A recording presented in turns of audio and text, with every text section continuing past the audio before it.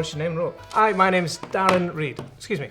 Hi, my name's Dr. Darren Reid, and I am the Curriculum Lead for History, International Relations and Politics at Coventry University. What did you want to be when you grew up? I initially wanted to be a fireman because firemen are cool. And then when I was older, I wanted to be an architect, but that didn't work out so well because that's not how my brain is wired. But then I discovered history and I absolutely fell in love with it. Discovering history is probably the best thing that ever happened to me. I was able to learn stories, most epic stories that have ever been told. I was able to learn how to write, to tell stories myself, to research, to uncover the truth behind the reality of the past, to discover how subjective the human experience is. Learning to become a historian gave me a huge number of life skills, everything from how to be able to negotiate, how to be able to research, how to be able to interact with people, how to be able to present my ideas, how to be able to formulate new ideas and interpret not just the past, but what's happening in the world today. Who or what inspired you to teach your subject? My initial inspiration were two men. One was called Tony and one was called Matthew, and they were both my lecturers at university.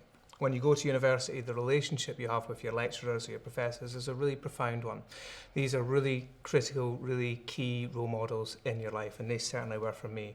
And it was their passion for, amongst other things, Native American history, for the history of the Americas in general, that really set my own passions ablaze.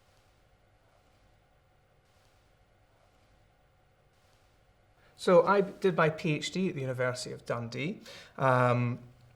I did it on Native American history in the 17 and the 1800s. From there, my career really diversified in a lot of really interesting and distinct ways. On the one hand, I remain a historian. I continue to investigate and do research into the past, particularly the lived experience of Indigenous peoples around the world and the ways in which they've helped to shape the emergence of the modern world. Ways that are often invisible to many of us, but very clear when you look at the historic record. Beyond that, about 5-6 years ago, I began to work with Indigenous peoples in Latin America, and as much as possible helping to use my voice and my platform to help their voices be spread. So one of the things I work on, for example, are oral history projects where I go to places like Brazil and I speak to Indigenous peoples and I record their folklore, their histories, their stories, their myths, and so on and so forth. And part of my job is to disseminate that knowledge into the world. I do that through my writings, through books and through articles, and I also do that through my pedagogy. That is my teaching. That's a message that I spread to my students. Working with students, by far the best part of it. Every single year I get to meet a new cohort, and every single year those cohorts are filled with amazing young people from whom I learn as much as I teach. Working with students is just the most wonderful experience. We work here at Coventry University with such a diverse body of people that you can't help but grow as a person doing my job, and that's really wonderful. And also watching young people interacting with each other and seeing how they inspire each other and how they grow from each other, how they learn from each other, really is just by far the best part of my job. What's the biggest myth about your subject? The biggest myth about history is that it can be easily understood, or that there's one simple narrative that explains everything. In any event in your life, for example, you've probably had an argument with a loved one or a family member, and everyone who was in that argument will have a different perspective on it. There is no one objective truth about any situation. And when we begin to delve into the past, it becomes even more problematic, even more difficult. I like to engage in debate and discussion with my students. Even when we're engaging in lectures, for example, it's really important that the teaching space is an interactive one. It's a place where ideas flow back and forward, and where I can hear any challenges or any issues or any comments or any questions, and I can respond to them in an appropriate, open manner.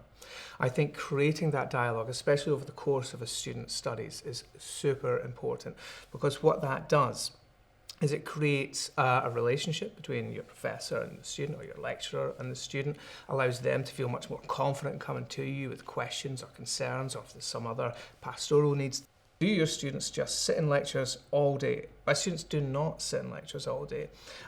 Usually what will happen is the way we work our timetable is students will come in, they will maybe do some lectures in the morning, and then there'll be workshops. So even when they're in a teaching space, they're not just sitting passively learning. Even lectures can be interactive, where they ask questions and where we have debates in the midst of them and so on and so forth. Workshops and seminars are much, much more interactive. They are roundtable discussions. They are places where we actually take historic sources, or we take contemporary accounts, or we take policy documents, and we delve in depth into them. And we work together to try to figure out what was happening in the past, what is happening now. What's your favourite course module and why? My favourite course module is called Race and Resistance in the Americas, and it's my favourite because it's my... Keep the ambient noise down. What's your favourite course module and why? My favourite course module is one called Race and Resistance in the Americas, and that's actually one I design and teach. And what that is a comparative study of civil rights movements across the Americas.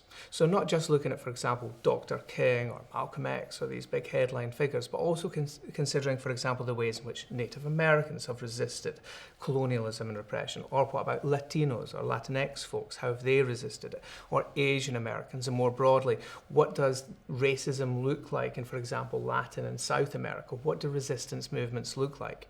I think it's easy when we're trying to look at the history, for example, of Black communities or other minority communities, to see them as a history of repression. But the reality, and what I try to teach in that module, is that it isn't a history of repression, it's a history of standing up to repression. That Black and other minority histories didn't happen because they were oppressed by people who look like me. It happened in spite of it. It's the story of a group of people who stood up to and overcame sometimes impossible odds, sometimes in big ways to carve out new freedoms for themselves, sometimes in small, everyday ways, where they just carve out a little moment where they could have some degree of autonomy and some degree of freedom. And that is what we look at in my module. As a student, I'm worried about the academic workload. Should I be? I think it's very understandable why people would worry about the workload. And for sure, you've got to put in the work at university in order to get the best out of it. But it's the best kind of work. And it's not the kind of workload that's designed to hurt you or to break you or to add an undue burden to you, right? It's about growing and developing and learning new skills. So you won't necessarily be at university anywhere near as much as you were at college or at high school, for example. But what you will need to do is go to the library and do research on your own. So you have to develop a critical, independent thinking skills, the sorts of skills that you need when you go, for example, to work in an office or work for a corporation or work for the civil service. During the academic year, your work will be structured in a way that will mean that your assessments aren't bunched all together. You've got plenty of time to breathe, and your lecturers and your professors will be guiding you on a path. This is the next piece of coursework that's coming up. This is what you need to do. These are the benchmarks that you should be hitting. Here's how we can help you develop those work ethic practices that you'll need, not just at university, but beyond. So no, I don't think students should be worried about the workload. Yes, it can be a challenge at times, but it's a really exciting challenge, and it's a way of developing new skills. It won't overburden anyone, but what it will do is give you an opportunity to shine to your absolute best potential. What difference do you think your subject area makes to the world? History is a way of understanding the past for sure, but it's also a way of understanding the present. Because human beings, no matter what century they live in, are fundamentally human beings. And by studying the past, what we're really doing is studying the human experience. How do people interact? Where are the examples for what makes peace or conflict resolution a success? How do we avoid conflicts in the future, and so on and so forth? So you might study the past, but the reason you would do it, I think, is probably to shape the future. My students have gone on to all sorts of different amazing careers. We've got some, for example, who've gone on to do PhDs who want to become lecturers.